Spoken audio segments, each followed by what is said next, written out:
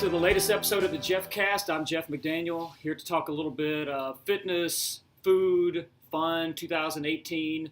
We're about a couple weeks into the new year, and it's that point in time where either if you're a resolution maker, they're either starting to stick or they're stashed away for the rest of the year and all.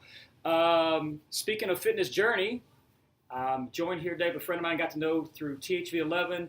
He is a very interesting fellow with an interesting story, and he gives me way too much credit than I deserve in terms of like giving him fitness tips or whatever. But this guy really has kind of shown you a little bit of how to do it and how to get started with everything. So let me introduce him, Adam Bledsoe, the man. What is your official title at THV11? Like road coordinator? I guess I'm just the goofy traffic guy. I don't know. The goofy traffic guy. I've done safe speed locations with THV11 for about 3.5 years, and so I've just every Friday come up here and it's fun. It's a good time. So I always been curious, like, do they get someone from Faulkner County to come down to Pulaski County? Right. Yeah.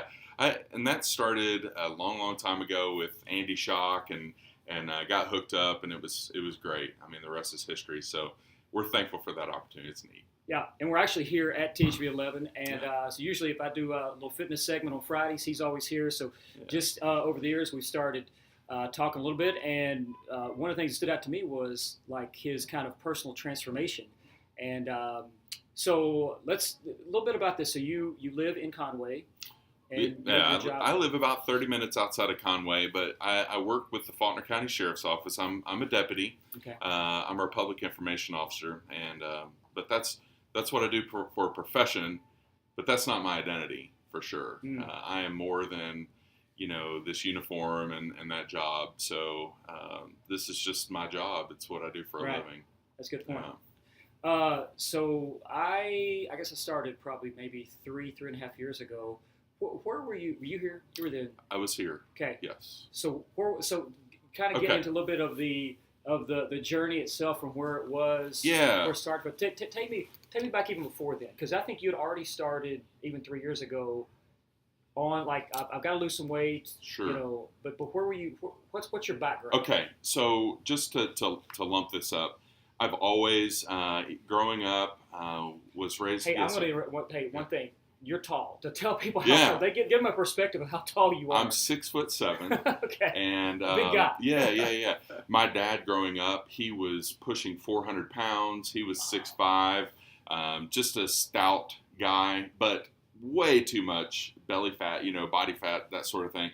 My mom, if you remember the show Roseanne, they were Dan and Roseanne. Seriously, I mean, that in the 80s and all that. So both of my parents had gastric bypass surgery, because they dealt with being overweight, and in the 90s, remember them doing the Atkins diet when that had first come out, and all this stuff. So they were yo-yo. I played youth football. I had to literally like run with trash bags because we had to make weight, and I was always overweight. I would force myself to throw up. It was awful. Wow. And this was in 4th, 5th, and 6th grade.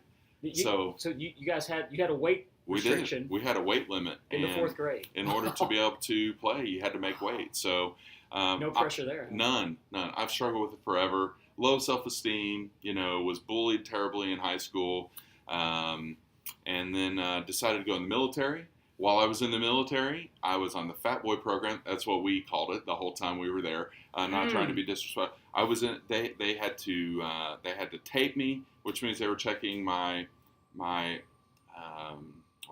body fat percentage rather than my BMI. So I was on that for 4 years.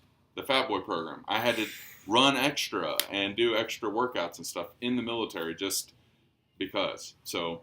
And I mean, just having that kind of, you were talking about from age 10 or maybe even before, like, almost like this weight, this albatross around you.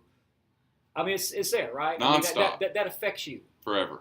Forever. Absolutely. Went to college, got married. My wife and I, she said, we need to lose some weight. And at that time I weighed 309 pounds. Got all the way down. This was 10 years ago. Okay. Got all the way down to 200 25 pounds. Was working out nonstop, felt fantastic. I could dunk a basketball, like it was great. But it really almost tore our marriage up because I was so into myself. I had self-esteem, and I was at the gym all the time, and so on and so forth. Yeah. I'll spare all the details, but and so we had our first child. I stopped working out. I thought, well, I can eat whatever, I'm in great shape. And it just spiraled out of control again. And my wife's a chiropractor, and where she was working at the time, they found a Rob. It's Rob, yeah. We found a wellness program that we wanted to do, and so I did this wellness program and lost a ton of weight again, got in great shape, and became a wellness coach myself. And I did that for about 3 years. So I was personal training folks and helping other people lose weight. Really? So I've done this up and down 1,000 times. So anyway, fast forward, out of control, been here for 5 years at the sheriff's office. And in 2017, we went out west. And this, by the way, the last several years, I've seen you coming up in here, and sometimes I would make eye contact with you, and sometimes I wouldn't, because, when someone has a food addiction, they don't want to look at a skinny person who's in great shape. I say skinny. You know what I mean? Right. Not obese like myself, okay? So you don't want to talk to somebody about fitness when you have no desire. Right. It's a food addiction. Yeah. But I'm not a psychologist. I'm not a doctor. I'm not a nutritionist. But I've thought about it. But anyway, you've given me some great advice. I was like, I need to get well, but I've got to get my mind right. The psychology behind this, I have to get my mind right. And the best advice you really gave me that made things kind of click with me was, you said, either work on your nutrition or work on working out, but don't try to do both at the same time, because it's just too much. It's overwhelming. And a light bulb went off. I'm like, I can control my food. I know how to do this. So I decided on July 10th, after taking a trip out west, we went to the Grand Canyon, and I was miserable. I was 350 pounds. And people say, well, yeah, but you're tall. It doesn't matter. You're right. Nobody should weigh 350 pounds and have the belly fat that I had. I mean, it's ridiculous. Man, I decided to make a change. My wife and I, we were on board, and I just started eating right. We followed somewhat of a plan of Whole30. That was kind of our base point. We followed Whole30, but I was even more strict than Whole30. So I cut, and I'm not trying to sell that idea or whatever, but because of that, I cut out all dairy, all beans, legumes, different things, peanuts, no bread, rice, pasta, cereal, oatmeal, special K bars, things of that nature. So what is that? Simple carbs, complex, simple carbs. Yeah. Cut out all the simple carbs. All I eat are fruits and vegetables, and specific fruits and vegetables, and good lean protein. I'm not taking supplements or shakes or anything like that. Just eating clean. That's it. And I started that on July 10th, and I had gotten down 75 pounds, but here in the last month or two, I've kind of yo-yoed a little bit, 5 pounds here and there, So today, this morning, because I'm all about transparency and not lying, I'm not going to fib or try to make my story bigger. I weighed 280 this morning, which is a little frustrating because I was 277 yesterday. I literally count. And a lot of people say you shouldn't count you shouldn't weigh yourself every day. Well, I have to, because if I wait a day or two or three, then it becomes a month or a year. And I don't want that to happen. So I weigh myself every morning at the same time. But anyway, but it's okay. It's okay. I'm really excited about where I've come. Here's the thing. I have kicked sugar completely. It's huge. It's huge. Yeah, huge. I just saw an article yesterday, and I don't remember what it's called, but it's that time when you're trying to curb that sugar addiction. I'm sure it's called lots of different things, but they say within 2 weeks. If you can prevent yourself from eating sugar, then you can kick it. And I've kicked it. 6.5 months worth. So yeah, no sugar. I haven't had sugar since July 10th, other than what's in strawberries or grapes.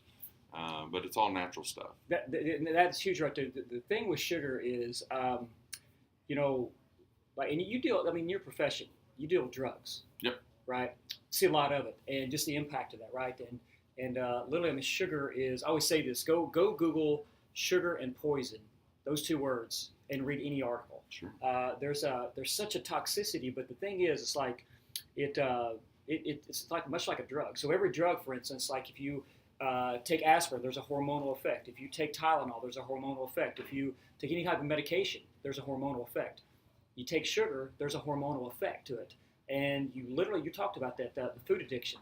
You become addicted to that sugar rush. They've done these little, where they put the little, little electrodes or things on people's brains, and they'll I saw an interview where they took this guy, they literally, plugged him all up, and he drank a Pepsi. And within 15 seconds, like after his first sip, not even the whole can, like he took a sip of it, all these endorphins were blowing up in his brain from one sip of the Pepsi, Yeah. That's a feeling and a rush. It's like, man, that is huge. So when you talk about it's huge to break sugar, that's a hard addiction to overcome, much like anything else, Yeah. I took it so far. I'm a pretty literal person. Like, I'm not going to cheat. I haven't cheated one time, and I'm not saying that so people say, "Oh, good for you." If I cheat even a little bit, it'll throw me into a downward spiral.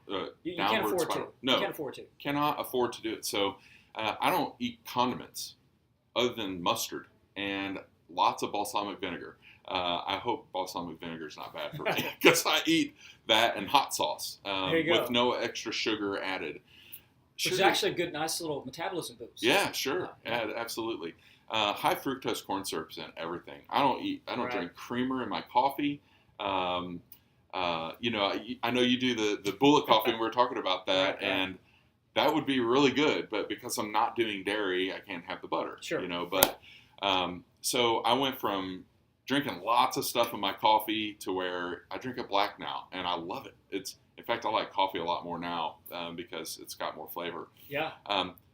Some ketchup had touched something I was eating. I think I stole something from my son's plate because he don't like vegetables right now, which I'm not happy with. But he had some ketchup, and it touched the food, and I put it in my mouth, and it just exploded with sweetness. Ketchup. Oh, yeah. It's crazy because I haven't had sugar in so long. So, but what's different about this for me, Jeff, this time is I'm 39 and a half years old. I turned 40 in June. I feel like for the first time in my life, this is sustainable. And that was a huge, huge, huge piece that you said. You've got to do something that's sustainable. What's realistic that you can sustain for the rest of your life? Sure. And I honestly feel like I can do this. And people are like, how do you go out to eat? What do you do for lunch? Like, how does all that work? You plan. And so the saying of, if you fail to plan to fail. Right, yeah. So true. A cliche. So true.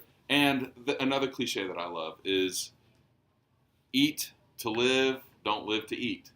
And that's what goes through my mind when I'm piling handfuls of raw spinach in my mouth for breakfast in the morning. I don't like it.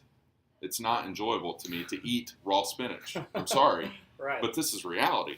Yeah. But I eat it because I know when it's going into my body is absorbing those nutrients, and it's what God intended for us to do. And so that's my mentality now. No, I mean, and you're doing it, and it's huge. Like, there's an aspect of, like, because food is fun and food is pleasurable, and I mean, there's a social aspect to food. We mentioned there's a hormonal aspect to food, and it's like, how do you balance between this thing that I really, really love and crave? And you've got to have your food cravings. I've got mine. It's like, these are foods I absolutely love, and probably, we have food habits that are from our lifetime, Right. Mostly, like, we get a lot of from our parents, how we were raised. So I know for me, like soft drinks, like I would down a 2-liter Coke, like I'm talking about, my mom would bring it home and I would down it. I would chug. It tastes so good, right? Just more sugar when I was a kid. It's like, and I never got the taste of that. So even today, like, you're talking about eat to live. What is this really going to do for me? You know, we're talking liquid calories. Like, it's going to have zero nutritional benefit to me. Zero. In anything, right? Other than the fact, for 5 minutes, it's going to taste good. Yeah. That's it. You know, but you got to strike the balance between, okay, these are some foods I like. Some people can afford to say, all right, you know, like about a decade ago, the cheat meal kind of become real popular, you know. Oh, you know, you do it for 6 days a week, then you can have this cheat meal. Yeah. But we're talking like this, if it's an addiction, alcohol, you can't, if you have an addiction to anything, drugs, alcohol, you can't afford to go take a day and say, I'm going to go dive back into that previous life, you know. Yeah. I'm going to say something that's kind of risque, okay? And I don't mean to offend any of your audience here. And definitely no one from my church because I'm a Christian. But this is a good way of thinking about it. Because of that, they say, well, you can make pizza dough with cauliflower, crushed, ground cauliflower. You can make a pizza using that. And something I heard one time is it's kind of like having sex with your clothes on. You're kind of doing it, but you're not. See, I've got to break myself. Oh, I don't need pizza. Right, exactly. So the psychology behind eating pizza, even if it's done with cauliflower instead of real bread, I'm stuck in that food addiction, and bread's the same way. And if we relate it to like alcohol, there are people that can have an occasional drink. Yep. And it doesn't undo them, right?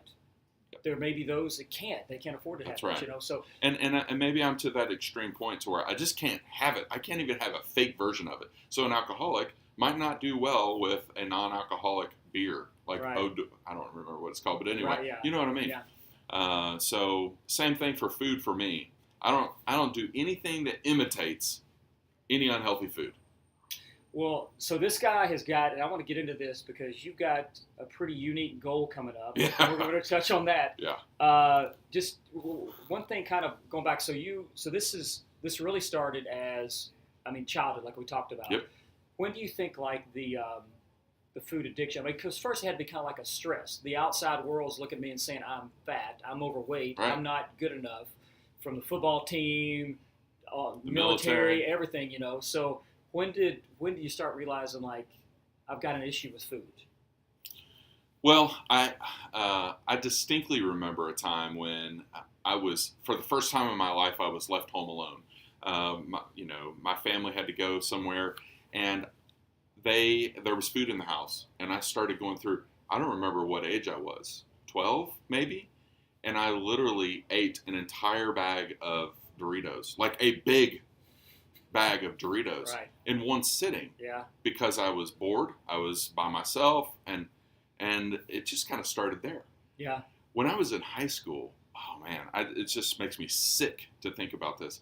I would go to work after high school. On my way home, I would stop at Subway, and I would get a foot-long steak and cheese sub, loaded with everything, a foot long.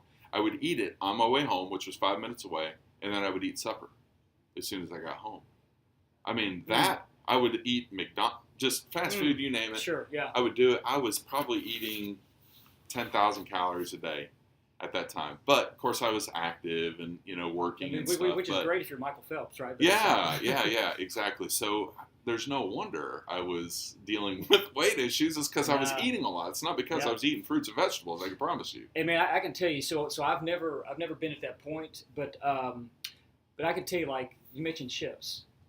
This has taught me a valuable lesson. I can't have chips. Yeah. Like I love the taste of it. This is probably like maybe a month ago. It was back over Christmas break, and you know what? Hadn't had chips and salsa in a while. I'm gonna treat myself to some chips and salsa, and like sugar really doesn't do it for me. Like over the holidays, family, cakes and pies and everything. Doesn't really do much to me. But talking about that Doritos bag. I come home and that commercial. You can't have just one. Like literally, I had 2 chips, and it triggered something in me, and the bag was gone in like 3. Like I could not stay, and I realized I'm a monster. Yeah. Like there is something in me that this triggers, and you could probably tap in. There's a hormonal aspect to it, maybe a spiritual aspect to it, but like it opened up a part of me, and I had to walk away. It's like I can't bring this stuff into my house again. Yeah. So. There was about a year ago when I was on some kick at the time. Well, it's not a kick. I think it was keto. I was on the keto diet. Yeah. And I was doing pretty good with that. I was taking biology at the time. My biologist said, you're really overloading on fats and stuff. I don't know if that's great for your organs. So anyway, I was like, well, dang, I don't need to do this anymore. Again, the psychology of it. I was giving myself a reason to stop doing it. And I went home and I had something to eat. And I literally cleared out my cabinet just eating. It was the most ridiculous, ugly thing ever. And it just ballooned up. It was awful. My biggest thing is peanut M&Ms, man. I could eat those big, like from Sam's Club, huge family bag. I'd make myself sick on them. But nevertheless, it was an issue. And there are people who are listening who understand exactly what I'm talking about. Absolutely. And I'll be honest with you. We talked about this. It's hard for someone who has an eating disorder, call it an eating disorder, this addiction to food, who does not enjoy working out, which is me. It's hard for them to listen to a fitness expert, with all due respect. Sure. And someone who's never struggled with food, for you to tell them, well, you need to stop doing this. It doesn't work that way. Right. In fact, it makes you want to eat more and say, what do you know? You don't know what it's like to be like this. Man, I got to tell you, that's reality for me. So I do get it. I do know exactly what this is all about. And I'm not saying that you don't. I'm not saying that someone else doesn't. I'm just saying from the perspective of someone who is morbidly obese, to have someone who is not to tell you what to do. Like, you don't get me. Yeah, exactly. So I want folks to hear this and understand that if you're struggling with this, number one, if you're listening, you're wanting to change your life if you haven't already. Number two, you got to stick with it and don't cheat. I know you say, well, it's right, exactly. But I think if you're a full-blown, don't cheat. Yeah. Just don't do it. Just change your lifestyle, completely reprogram your brain, and it's absolutely possible. I can sustain this. Instead of going to the fast food restaurant for lunch, I go to the grocery store and I buy food that doesn't require cooking or whatever, and I eat it. I mean, people are like, well, I'm on the road all the time. There are grocery stores everywhere. Stop at a grocery store, get you some chicken breast or something, lunch meat, which I know isn't the greatest, and it's not, whatever. You could pick it to death. It's better than stopping at McDonald's. Yeah. No disrespect to McDonald's, but anyway, you know what I mean? Yeah, exactly. And it's like, it goes back to, we all have our level of kind of temptation. Yeah. And not putting yourself in a position to be tempted, I mean, we talk about that. That's the spiritual aspect of it. Like, okay, if hey, I'm in the fitness game. You mentioned that. But I can't fill my house up with junk food because I will eat it. I will do that. Yeah. Or, another thing I found is like, if I get hungry enough, I'll go through the drive-thru. Yeah. Not getting myself in a position, I can't go like 40 days fasting, right? Oh, man. Because if Satan come with the bread, I'm done for, right? That's right. So, That's if I get hungry enough, I will do that too. Yeah. But anyway, I think, going back to what you said, I think you have the voice that people resonate with. You're right. Like, there's a lot of fitness professionals, myself included, the people look like, okay, you've never been 100 pounds overweight. You've never walked in my shoes, where you can resonate with people that. Well, and I'm still overweight. I mean, I'm 280 pounds. Nobody needs to weigh 280 pounds. I have belly fat that's ugly. It's grotesque. Right. Stretch marks. But I'm looking at this from a mature adult's set of eyes and understand I didn't just get here overnight, and it's not going to go away overnight, and it's okay. Right. I don't care if I fluctuate 5 pounds for the next 6 months. Really? I do have goals. Jeff and I we're going to jump out of an airplane together. Well, so this is you talked about 6 months. That's right. That's right. What happens in 6 months? All right. Well, actually, it's less than 6 months. Now I got to tell you, I'm going to call this. So last year, TSU 11 was like, okay, we're going to do this Fit by 50 for Tom Brannon. Yeah. And I think over like December, something like that, we had this conversation like, well, what's next? Tom's turned 50. He's continued his fitness journey. What's next? As we had this conversation, it just struck me like, all right, how to skydive your way to a skinnier you? So you tell me about this goal. Like, what happens in 6 months? Well, in June, so that's only 5 months 5 months away. away, right. Yeah. I didn't do the math on this, but anyway, it's actually like 4.5 months. I turned 40, Okay. and my goal, you have to weigh less than 250 pounds in order to tandem skydive. You can't do it if you're more than 250 pounds. Right. I'm 280. I want to skydive for my 40th birthday. That's my goal. I mean, that's my goal. Some people think it's crazy and stupid. Well, I've never skydived in my life. And what better way to feel alive? Life is precious. I see death in the line of work that I'm in quite a bit, and it can be snuffed in a car wreck on my way home today. It can happen to any one of us. So I want to love my kids more. I want to love people more. I want to love my God more. And I just want to live an energetic life. And skydiving is one of those things that will help you feel very alive, unless that parachute doesn't open. But nevertheless, so that's my goal. I need to lose, as of today, I need to lose 30 pounds in 4.5 months. Okay. I'm nervous about that. I really am, because I've been stuck. I've been stuck for the last 2 months. Right. I'm not moving on the scale. So I just started working out last week, and I'm hoping that, getting that metabolism up, because I have a pretty sedentary work and lifestyle. Sure. I sit at a desk, and sometimes I get up and move. So anyway, I'm hoping this will kind of fire things up to where my body will start burning more. So I don't know what to do next. I don't know. Well, speaking of that, see, Here we go. I waited till the mic was on here. I dread this. But we're doing a 20-pound challenge. Yes, sir. Okay, so it's 20 pounds. It's a 42-day program to lose 20 pounds, and I'm going to invite you to be part of that. Okay. So it actually starts Monday. Okay. We're going to talk. We'll get all the details, all but right. it's the goal is, I think I can help you get half of. Oh, that would be 2/3 of it. Yeah. If I whip 20 pounds, that would be really, really good, because that will kind of get me moving in the right direction again, because I lost that 75 in probably 5 months. And so that would get me moving in the right direction again.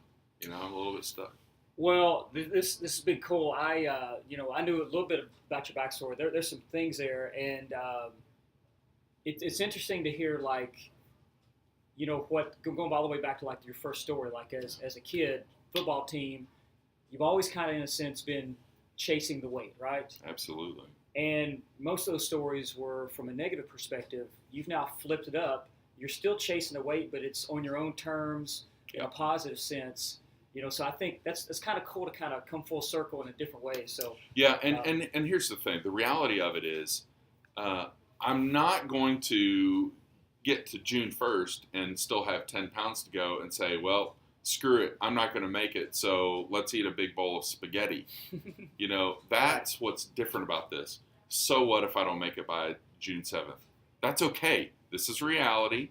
I'm going to work hard towards that, but I'm not going to do anything extreme, like not eat or binge and purge. I'm not going to do that. I'm going to do things in a healthy way, and if I don't make it by June 7th, that's okay. It's okay. I like it. I'm going to work really hard because I want to do this. I mean, I think it'll be a really cool story. But the reality is I'm okay. And it doesn't stop at the birthday. It's an ongoing journey, right? That's right. That's right. Something. But you've listen, you've given everyone listening kind of a good perspective where you've been, where you're currently at, but also where you want to get to, and how you've kind of taken ownership of that. So I'm thankful for you, Jeff. I mean, really, you've got some great advice. And I didn't want to be disrespectful earlier, calling you a fitness expert, and you don't get it. That's not true, because your advice was perfect. It's what I needed to hear. And so I appreciate what you've done, and I look forward to the future. I really do. Well, last thing we'll say, because I'm still figuring this out myself, but I really feel like the Lord gives us burdens for a reason. They're not random. Sure. I've got my burdens, and sometimes I question, why the heck do I keep making the same freaking mistakes all the time? I keep repeating them, all my life. That's right. You talk about 10 years old. I'm making the same mistakes I made at 10. Like, God, can I not get this right by now? Yep. This is your burden. Yep. And it's for a reason. And there's a purpose behind it. Like, you were giving this cross to bear, and it's kind of like, but there could be a great purpose. It may be the best thing that ever happened. Sure. And you're like, crap, no, it's not, you know? Yeah. So I don't know, maybe this is part of it. So Well, it's been neat because of the story that Rob Evans did with me for New Year's Day, went out. Lots of people have reached out to me, Absolutely, looking for inspiration and motivation, which gives me more commitment to what I'm doing. And so it's not about fame. It's not, I don't make one red cent off of any of this. I'm not selling anything. I just want the commitment and the fellowship with other people who are struggling. And if I can inspire one person to change their life, it's worth it. It's worth it. Plus, I mean, the personal benefits. My kids, I know this is another story, but my daughter has lost 15 pounds. She's 9 years old. She's lost 15 pounds. It's changed her childhood. I'm hoping that we can, and it's not about negative body image and all that stuff, because I know where people are thinking. It's about just eating healthy. And so it's good. Impacting your kids, man. That's powerful. Yeah. Well, hey, where can the good people find you? Well, I have a wellness page, which is funny, but it's just Adam Bledsoe Wellness on Facebook. Okay. It's just a page of people. I was trying to get to 5,000 people to like that page and to follow along and stuff. But I go on there and I do some talks about the struggle and the successes. We got to talk about both sides. And so anyway, Adam Bledsoe Wellness on Facebook, and I'd love to have y'all come check it out. It's cool. Hey, we will. This is so good. Thank you for doing this right here. And hey, check him out. Some good things coming. Be looking for our skydiving to a skinnier you coming soon. Are you jumping with me, Jeff? Wow, man, we're going to talk about that. He is. Good. Man, that's wow. You talk about your cross to bear. I mean, I'll take your challenge if you take mine. Hey, for that, I would do it, man. Okay. Hey, thank you so much. All right.